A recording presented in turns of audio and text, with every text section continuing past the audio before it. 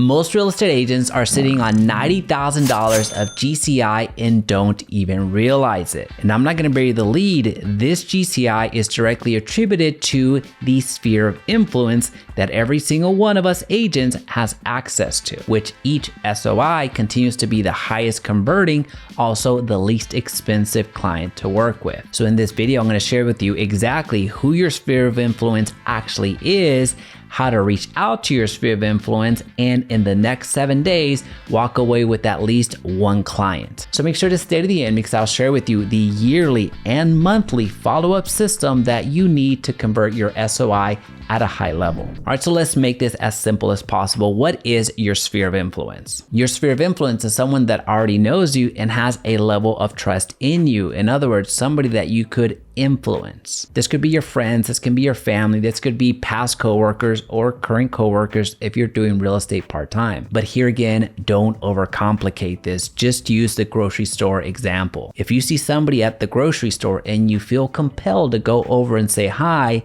the likelihood of that person being in your SOI is pretty high as well. So go ahead and consider them part of your SOI. This could be neighbors, past clients, or social media contacts. And by the way, if we're just meeting, welcome to Agent Startup Academy, where we train the next generation of top producing agents. All right, so let's get a little bit more tactical right now and actually produce business from our SOI. In order to actually get clients from your sphere of influence, step number one, you need to identify who your sphere of influence actually is. So in this step, go to the CRM that your real estate brokerage provided for you, or just pull up an Excel sheet and write down every name that you can think of that would fall in your sphere of influence. Now, first, you're gonna use your memory until you exhaust everybody that you could think of. Then you're gonna go broader and go to your phone contacts and see who is on your phone contacts that should be on your sphere of influence. Now remember, these are individuals that are more likely to remember you, like you, and trust you. So we're not looking to add everybody from our contacts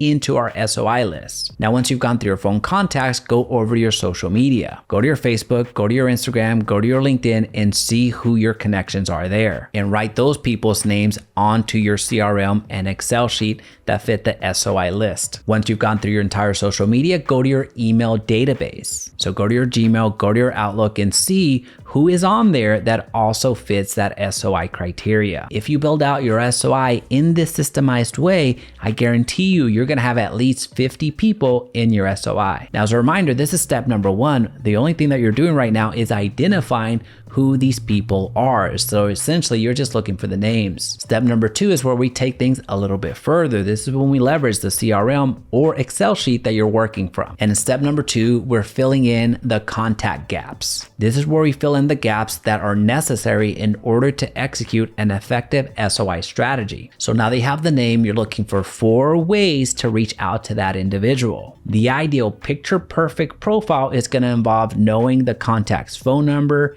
email, social media handles, and also their physical address. But here's the reality. I guarantee you that most of your profiles are going to be extremely incomplete, at least when you start out. Because let's think about it. Let's just say you identified somebody from your college years. The chances are that you have their name, their email, and certainly their physical address of where they live right now is pretty close to 0%. But that's okay. That's why we're doing step number 2. We need to take inventory of what we actually have with each one of our contacts. And you're gonna find that in many cases, you're not gonna have phone numbers or emails or physical addresses, but what you are gonna have is a social media profile. So if you lost contact with your previous roommate from college, if you go to Instagram or if you go to LinkedIn or if you go over to Facebook, you are gonna find them. So go ahead and fill in those contact gaps as best as you can. Now, as you're doing step number 2, you're actually gonna be taking care of step number 3 as well, which in step number 3, you're activating your sphere of influence. While you're trying to fill in the gaps of people in your sphere of influence, you're gonna take that opportunity and reach out to them. You're gonna actually activate them for your real estate business. And in this process of you reaching out and activating these people that you deem to be on your sphere of influence, you're looking to do 3 things. You're going to reactivate that relationship. In other words, you're going to start a conversation. Number 2, you're looking to set yourself up for that follow-up outreach. And then number 3, you're going to go ahead and ask for the business. Now, there is a way to actually do this in a way that you don't sound salesy, that you don't sound overbearing. ensuring that you don't sound desperate. So the best way to show you this is by going through an actual example. Let's just say you identified a previous coworker as part of your SOI, but you've never had their email or physical address and you're just not sure what their phone number is any longer. So you're gonna go over to Facebook and try to identify that previous coworker. And the next step, which is taking care of that number one thing that we talked about in this category, is we're gonna reactivate that relationship by reaching out. And then you're gonna DM them something like, hey, I just saw a post that reminded me of you.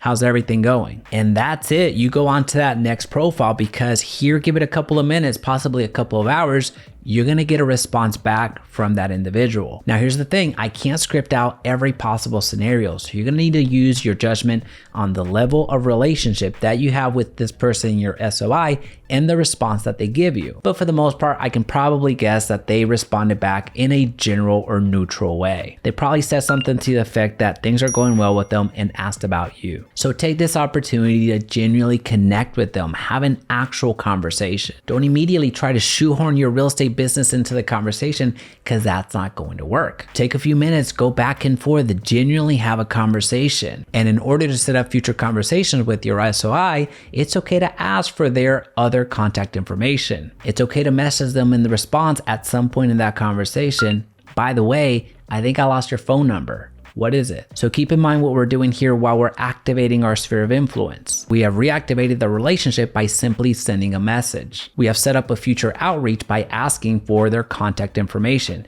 If you don't have the email, go ahead and ask for that as well. And for step number 3, it's okay to ask for business. As the conversation's wrapping up, you can send them something like, hey, it's been great catching up. Is there anything I can support you with at this time? It really is that simple. If you go through and identify your sphere of influence, fill in the gaps and activate your sphere of influence today, I guarantee you in the next 7 days, you're gonna have at least one client to work with. And if you want the monthly and yearly schedule on how to actually program your day so you're spending less than 10 minutes a day following up with your SOI, comment SOI down below. And this video might also help you as well.